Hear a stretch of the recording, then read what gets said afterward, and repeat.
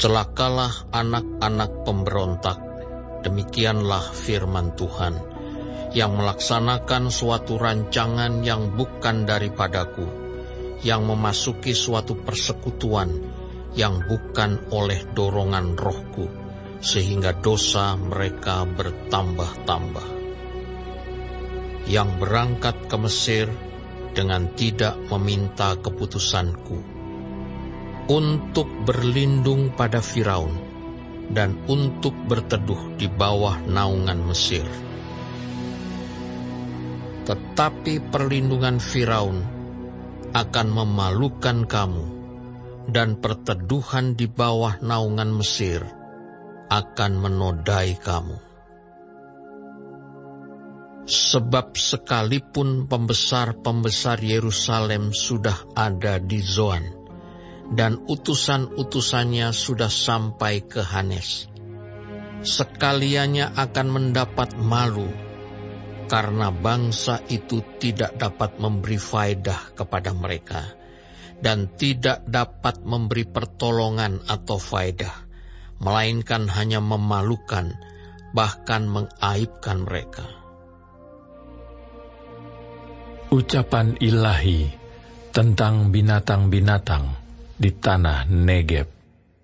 Melalui suatu negeri yang penuh kesesakan dan kesempitan, tempat singa betina dan singa jantan yang mengaum, tempat ular beludak dan ular naga terbang.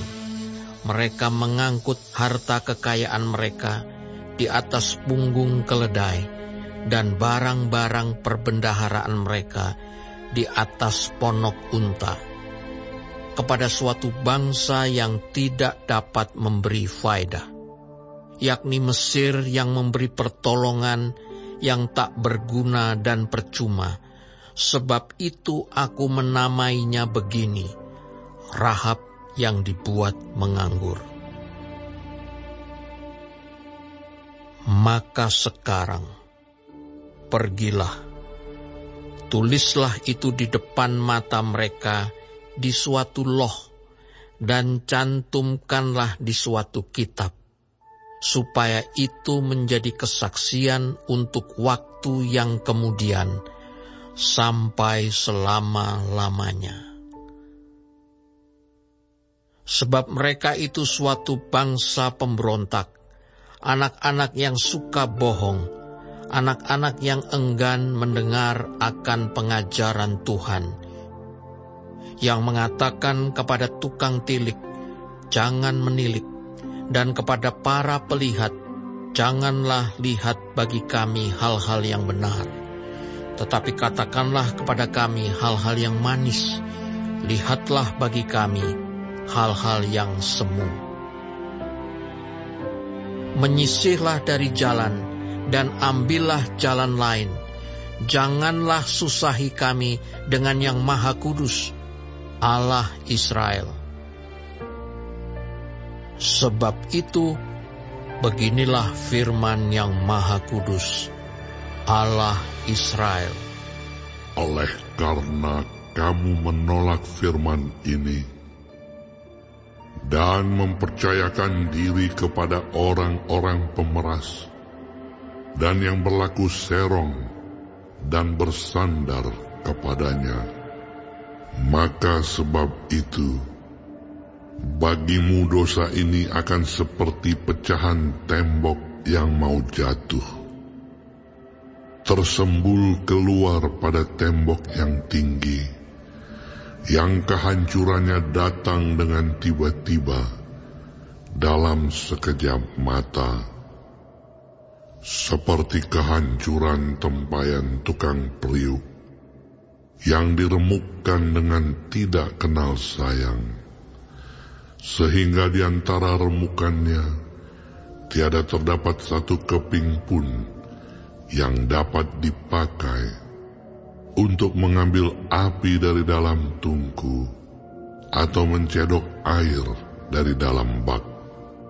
Sebab beginilah firman Tuhan Allah yang Maha Kudus, Allah Israel.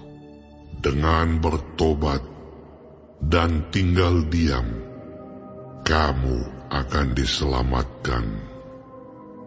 Dalam tinggal tenang dan percaya terletak kekuatanmu. Tetapi kamu enggan. Kamu berkata, "Bukan, kami mau naik kuda dan lari cepat." Maka kamu akan lari dan lenyap. Katamu pula, "Kami mau mengendarai kuda tangkas." Maka para pengejarmu akan lebih tangkas lagi. 1000 orang akan lari melihat ancaman 1 orang. Terhadap ancaman 5 orang kamu akan lari, sampai kamu ditinggalkan seperti tonggak isyarat di atas puncak gunung dan seperti panji-panji di atas bukit. Sebab itu Tuhan menanti-nantikan saatnya, hendak menunjukkan kasih-Nya kepada kamu. Sebab itu Ia bangkit hendak menyayangi kamu. Sebab Tuhan adalah Allah yang adil. Berbahagialah semua orang yang menanti-nantikan Dia. Sungguh, hai bangsa di Sion yang diam di Yerusalem, engkau tidak akan terus menangis. Tentulah Tuhan akan mengasihani engkau. Apabila engkau berseru-seru, pada saat Ia mendengar teriakmu, Ia akan menjawab. Dan walaupun Tuhan memberi kamu roti dan air serba sedikit, namun pengajarmu tidak akan menyembunyikan diri lagi, tetapi matamu akan terus melihat Dia, dan telingamu akan mendengar perkataan ini dari belakangmu. Inilah jalan, berjalanlah mengikutinya. Entah kamu menganan atau mengiri, engkau akan menganggap najis patung-patungmu yang disalut dengan perak, atau yang dilapis dengan emas. Engkau akan membuangnya seperti kain cemar, sambil berkata kepadanya, "Keluar." Lalu Tuhan akan memberi hujan bagi benih yang baru kamu taburkan di ladangmu. Dan dari hasil tanah itu, kamu akan makan roti yang lesat dan berlimpah-limpah. Pada waktu itu, ternakmu akan makan rumput di padang rumput yang luas.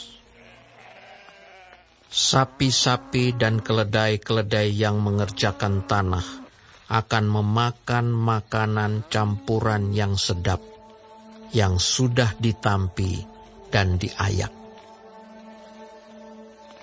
Dari setiap gunung yang tinggi dan dari setiap bukit yang menjulang akan memancar sungai-sungai pada hari pembunuhan yang besar, apabila menara-menara runtuh.